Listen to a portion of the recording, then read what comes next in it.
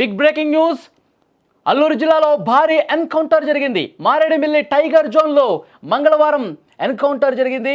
పోలీసులకు మావోయిస్టులకు మధ్య భీకర ఎదురు కాల్పులు జరిగాయి.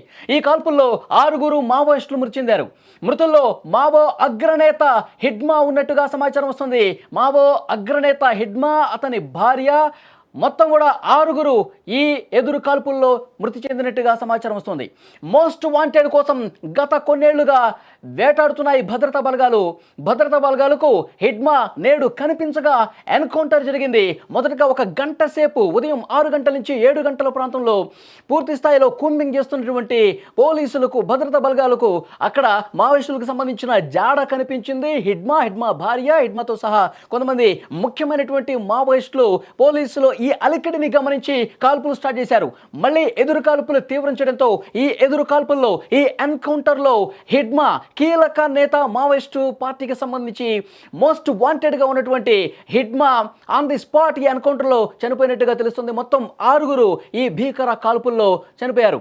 ఆంధ్రప్రదేశ్, ఛత్తీస్గఢ్, ఒడిశా సరిహద్దు ప్రాంతాల్లో మావో కదలికల మీద సమాచారం అందడంతో టైగర్ జోన్ ఏరియాలో పోలీసులు తీవ్రస్థాయిలో కూంబింగ్ చేశారు. ఉదయం 6 గంటలకి మొదలైనటువంటి ఎదురు కాల్పులు భీకరంగా జరిగాయి. వరుస పెట్టి కాల్పులు జరిగాయి. భద్రతా బలగాలు ముందుకి కూంబింగ్ చేసుకుంటూ పోతున్నటువంటి క్రమంలో మావోయిస్టులు కనిపించడంతో పెద్ద ఎత్తున కాల్పులు జరిపారు. అటు నుంచి కూడా లొంగిపోవాలని చెప్పి ఎంత చెప్పినా వినిపించకుండా కాల్పులు చేస్తూ ఉన్నారు.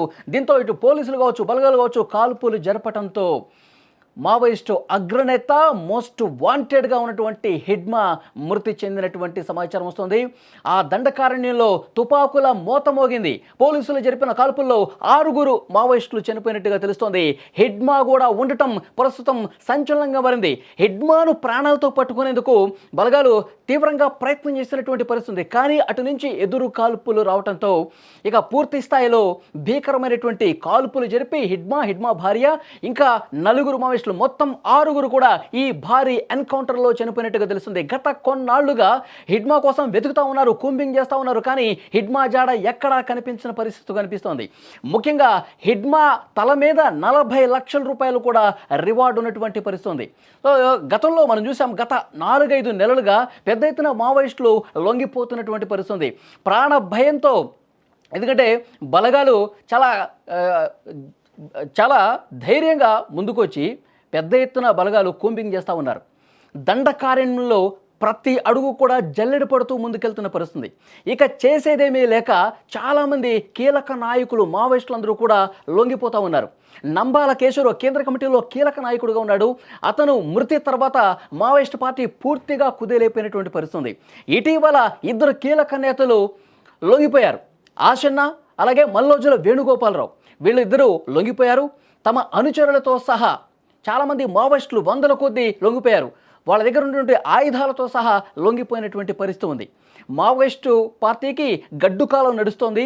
ఈ సమయంలో మనం పోరాటం చేయలేం, లొంగిపోయి జనజీవితంలో కలిసిపోయి, ప్రజా జీవితంలో కలిసిపోయి ప్రజల కోసం పనిచేద్దామని వాళ్ళతో చెప్పించారు.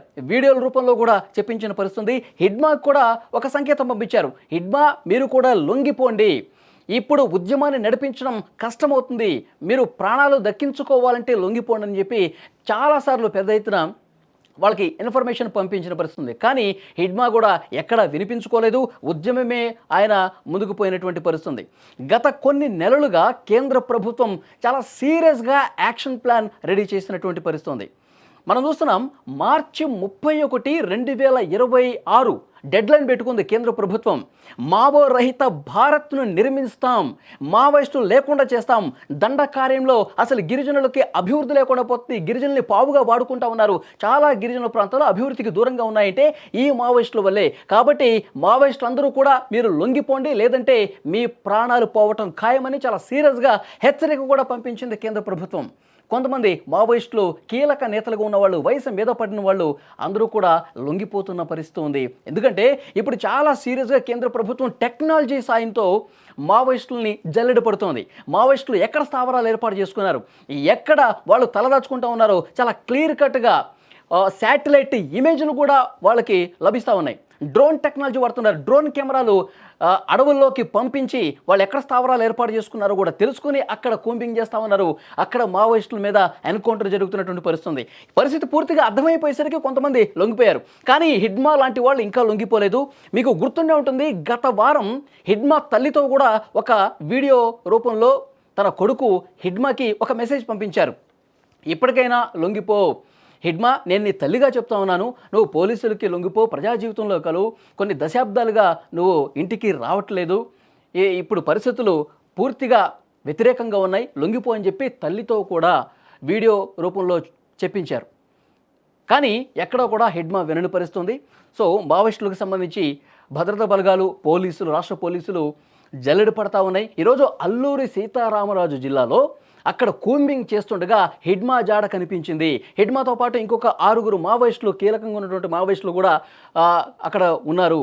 వెంటనే అక్కడికి వెళ్ళి లొంగిపోయే విధంగా ప్రయత్నాలు చేసినప్పటికీ, మీ ఆయుధాలతో సహా లొంగిపోయే ప్రయత్నాలు అక్కడ బలగాలు చేసినప్పటికీ ఎదురు కాల్పులు చేయడంతో బలగాలు కూడా, పోలీసులు కూడా అక్కడ క్లియర్గా భీకరమైనటువంటి కాల్పులు జరిపి ఎన్కౌంటర్ చేసి హిడ్మాను చంపినటువంటి పరిస్థితి. బిగ్ బ్రేకింగ్ న్యూస్ ఇది. గత కొన్ని సంవత్సరాలుగా హిడ్మా కోసం వెతుకుతూ ఉన్నారు. హిడ్మా చాలా కీలకమైనటువంటి మావోయిస్టు నేత. ఎన్నో దాడులు చేశాడు. భద్రతా బలగాల్ని, పోలీసుల్ని మట్టుపెట్టినటువంటి పరిస్థితి. హిడ్మాకు సంబంధించి ఇంకొక ముఖ్యమైనటువంటి సమాచారం, ఛత్తీస్గఢ్లో గెరిల్లా దాడులకి ఆయన పెట్టింది పేరు. ఎన్నో దాడులు చేసి చాలామంది బలగాల్ని, పోలీసు బలగాల మీద దాడులు చేసి చంపినటువంటి చరిత్ర ఆయనకుంది. మావోయిస్ట్ పార్టీలో పరిశోధన అభివృద్ధి విభాగం హిడ్మా కనుసన్నల్లోనే జరుగుతుంది. ఆయనకి సంబంధించి కొన్ని ముఖ్యమైనటువంటి, ఆయన ఎంతమందిని చంపాడు, ఎలాంటి దాడులు చేశాడు కూడా ఒకసారి మీకు వివరించే ప్రయత్నం చేస్తా. 2010 ఏప్రిల్ 6న సుక్మా జిల్లా తాడిమెట్ల అటవీ ప్రాంతంలో మైన్ ప్రొటెక్షన్ వాహనాన్ని మందు పాత్రతో పేల్చేశారండి. 74 మంది సిఆర్పిఎఫ్ జవాన్లు, ఒక సాధారణ పౌరుడు కూడా ఆ రోజు చనిపోయినటువంటి పరిస్థితి. 2017లో మార్చి 12న సుక్మా జిల్లా బెజ్జి పోలీస్ స్టేషన్ పరిధిలో కొత్త చెరువు దగ్గర రోడ్డు నిర్మాణ పనులు వెళ్తున్నటువంటి జవాన్ల మీద మందు పాత్రతో దాడి చేశాడు. 12 మంది సిఆర్పిఎఫ్ జవాన్లు ఆ రోజు దుర్మరణం పాలయ్యారు. 2017 ఏప్రిల్ 24లో చింతగుఫ పోలీస్ స్టేషన్ పరిధిలో బుర్కాపాల్ సమీపంలో రోడ్డు పనులకు భద్రతగా వెళ్తున్న సిఆర్పిఎఫ్ జవాన్లను చుట్టుముట్టించేసిన దాడిలో 24 మంది జవాన్లు చనిపోయారు. అలాగే 2018లో కూడా మార్చి 13న సుక్మా జిల్లా కాసారం అటవీ ప్రాంతంలో మావోయిస్టులు మందు పాత్ర పేల్చడంతో 12 మంది జవాన్లు చనిపోయారు. ప్రతి చోట కూడా 10ల సంఖ్యలో జవాన్లు చనిపోతున్న పరిస్థితి. అలాగే 2020 ఫిబ్రవరిలో కూడా పిడిమెట అటవీ ప్రాంతంలో మందు పాత్ర పేల్చి కాల్పులు జరపడంతో 12 మంది డిఆర్జీ జవాన్లు చనిపోయారు. ఇక జొన్నగూడెం దాడిలో 22 మంది జవాన్లు చనిపోయారు. అలాగే చాలామంది రాజకీయ నేతలు కూడా ఇతను వార్నింగ్ ఇచ్చినటువంటి పరిస్థితి ఉంది. సో అందుకే ఇతని మీద పెద్ద ఎత్తున రివార్డు కూడా ఉంది. 40 లక్షల రూపాయలు రివార్డు ప్రకటించారు. మొత్తం కూడా జవాన్లు దాదాపు 200 నుంచి 250 మంది జవాన్లను పొట్టన పెట్టుకున్నటువంటి పరిస్థితి ఉంది ఈ హిడ్మా తల మీద. అందుకే కేంద్ర ప్రభుత్వం కూడా 40 లక్షల రూపాయల రివార్డు ప్రకటించింది. ఏదైతే కేంద్ర ప్రభుత్వం ఒక సంకల్పంతో ముందుకు పోతుంది, వచ్చే సంవత్సరం మార్చి 31 కల్లా దేశంలో ఎక్కడా కూడా మావోయిస్ట్ అన్న పేరు వినపడకూడదు.